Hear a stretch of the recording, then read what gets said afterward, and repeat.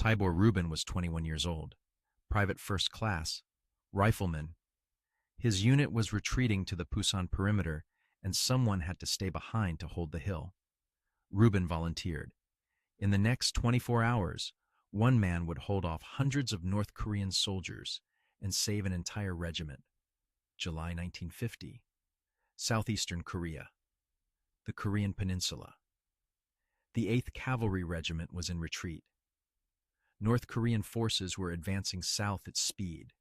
The regiment needed to reach the Pusan perimeter, the last defensive line before the sea. The Taegu to Pusan road was the only route south. Without it, the battalion would be cut off and destroyed. The terrain was brutal, hills covered in scrub brush. Limited visibility. North Korean forces controlled the high ground and were pressing the American withdrawal. Company I numbered 130 soldiers. Rubin served as a rifleman with the lead platoon. The company was moving south in column formation, North Korean forces close behind. The battalion commander needed time. The withdrawal had to continue, but the North Koreans were too close.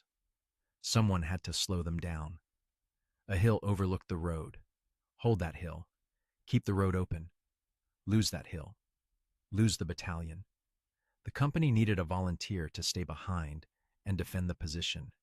One man, alone, against an enemy force of unknown size. Rubin stepped forward. His sergeant assigned him to the hill. No supporting fire. No reinforcements. Hold as long as possible, then withdraw if you survive. At 0400 hours, Rubin heard movement in the darkness. Not a patrol, not a squad. The sound of hundreds of soldiers advancing through the brush. He was a 21-year-old immigrant who had been in the United States Army for 7 months. He spoke broken English. He had failed the Army entrance exam once before passing on his second attempt. What the North Korean forces did not know was that Rubin had survived something far worse than combat. 6 years earlier, he had been a prisoner in the Mauthausen concentration camp in Austria. 13 years old, the SS told him no Jew would leave alive. He survived 14 months. American soldiers liberated him on May 5, 1945. He promised himself that if he ever made it to America, he would join the army that freed him. Now, on a hill in Korea, he would keep that promise. The North Koreans opened fire. Rubin counted the muzzle flashes. Dozens of rifles. Possibly over 100 soldiers advancing on his position. He had dug 3 foxholes across the hilltop, each one 15 meters apart. 6 fragmentation grenades. His M1 Garand rifle with 8 round clips. 120 rounds total. The tactical situation was impossible. One rifleman could not hold a hill against a company-sized force. Standard doctrine would be to delay briefly and withdraw. Rubin did not withdraw. He fired 8 rounds from the first foxhole, dropped 2 North Korean soldiers at 40 meters, moved to the second foxhole before return fire could fix his position, threw a grenade, moved again. The North Koreans thought they were fighting multiple defenders. They could not understand how one position could produce fire from 3 different locations. Rubin kept moving. First foxhole, fire and throw grenade. Second foxhole, fire and throw grenade. Third foxhole, fire and throw grenade. Back to the first. The enemy advance slowed. They could not locate the defensive positions. Every time they moved forward, grenades landed among them. Every time they prepared to assault, rifle fire came from a different angle. Dawn came. Rubin could see the North Korean forces clearly now.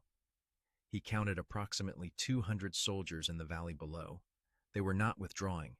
They were preparing for another assault. He had 2 grenades left, 40 rounds of rifle ammunition, no water, no food, no radio. The North Koreans attacked again. Rubin threw his last 2 grenades, then settled into sustained rifle fire. 8 round clip, reload. 8 round clip, reload. The M1 Garand's distinctive ping as each empty clip ejected. He aimed for squad leaders, officers, anyone directing the attack. The North Korean assault broke again. By midday, his ammunition was nearly gone. The hill was still his. The road below remained open.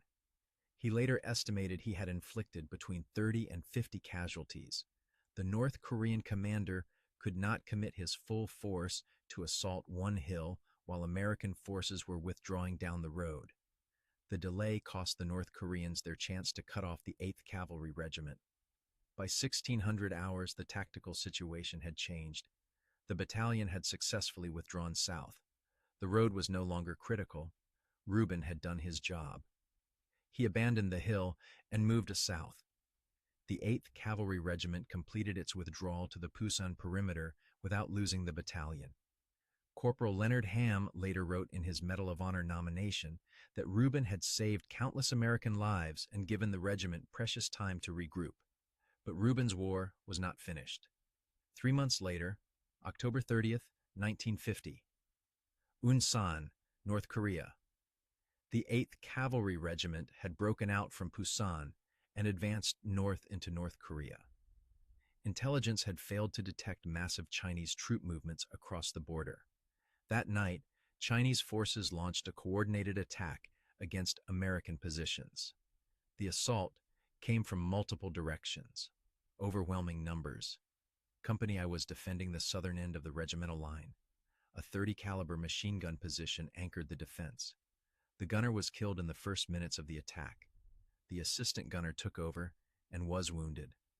A third soldier manned the gun and became a casualty. Rubin took the position. He had never been trained as a machine gunner, but the mechanics were simple enough. Load belt, charge weapon, fire. The Chinese attacked in waves. Rubin fired until the barrel glowed red. The weapon jammed twice. He cleared it and continued firing. The attack continued through the night and into the next day. Rubin remained at the machine gun.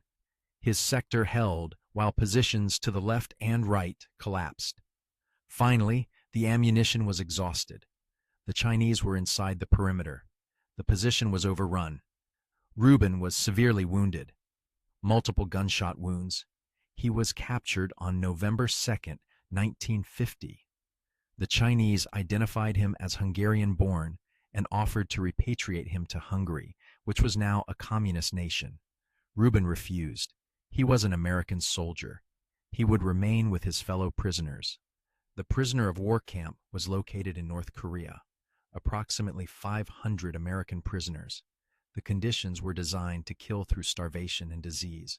No heat, minimal food, no medical care. Most soldiers gave up. Former Sergeant Leo Cormier wrote that no one wanted to help anyone. Everybody was for himself. Rubin was the exception. Almost every night, Rubin snuck out of the camp. He crawled under the wire and moved through the darkness to Chinese and North Korean supply depots. He stole food, rice, vegetables, whatever he could carry. If caught, he would be shot or tortured to death. He knew this. He went anyway. He brought the food back to the weakest prisoners, men who were too sick to stand, men who had given up. He distributed the food, provided what medical care he could with no supplies, and told them they would survive. He also stole medical supplies when he found them. Bandages, basic medicines. He treated infected wounds. He kept men alive through willpower and stolen resources. The Chinese could not understand how the prisoners were surviving longer than the starvation rations should allow. They increased security. Rubin adjusted his tactics. He moved during different hours. He found new routes. He never stopped. Fellow prisoners later testified that Rubin saved approximately 40 lives during his 30 months as a prisoner of war. 40 men who would have died without the food and care he provided. He sustained this effort from November 1950 to April 1953. 2.5 years of nightly risk. 2.5 years of stolen food keeping men alive. The armistice was signed July 27, 1953. Prisoner exchanges began in August.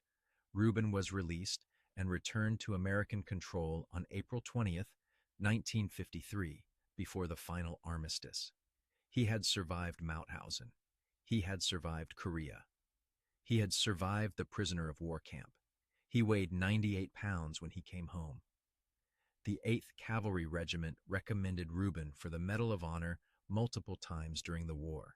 His actions defending the hill alone, his actions at the machine gun, his actions in the prisoner of war camp. Each time, the paperwork was blocked. Fellow soldiers later provided sworn affidavits. Corporal Harold Speakman wrote that Rubin's first sergeant was a vicious anti-Semite who gave Rubin the most dangerous assignments, hoping he would be killed. The sergeant refused to process any awards for Rubin because Rubin was Jewish. The Medal of Honor nominations never reached higher command. They were stopped at the platoon level by one man's hatred. Rubin became a United States citizen on November 27, 1953. He settled in California. He worked in his brother's liquor store in Los Angeles. He married. He had 2 children. He never spoke much about the war. In the 1980s, men who had served with Rubin began contacting the Army. They demanded recognition for his actions. Congressmen took interest. The Army reviewed the case.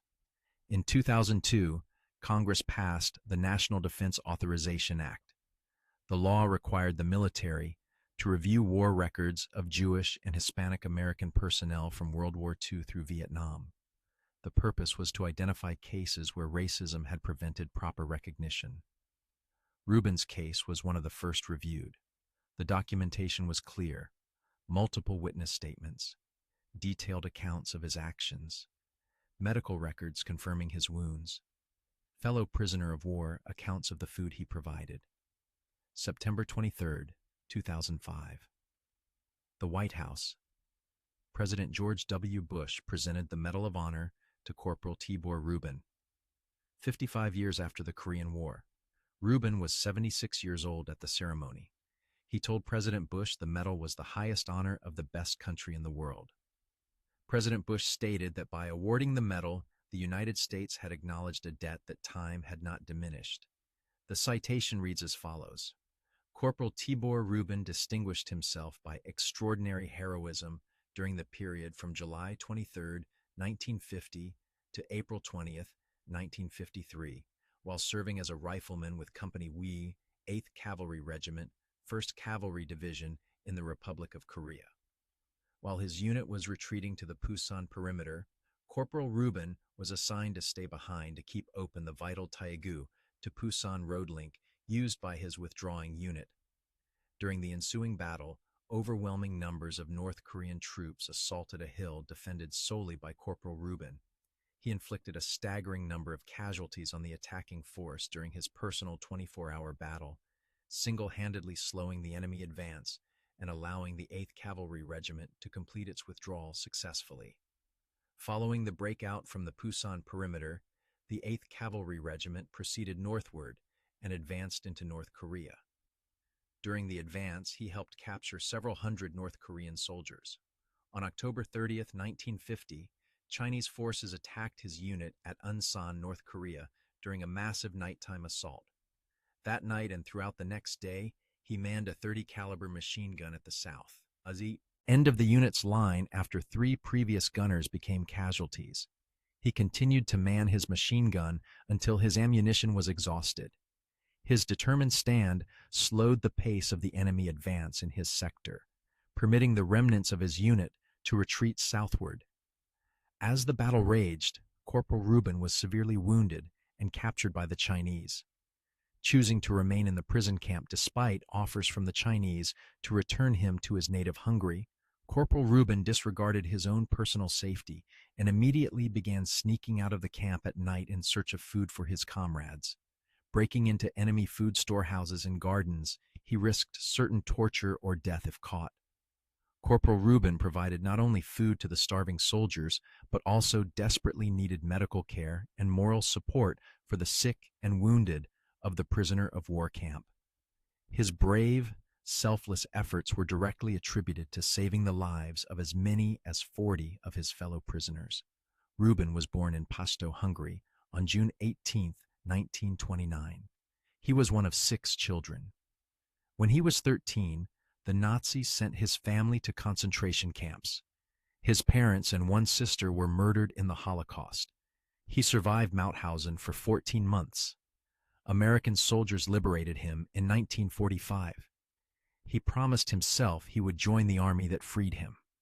3 years later, he immigrated to the United States. He enlisted in 1950. 7 months later, he was fighting in Korea.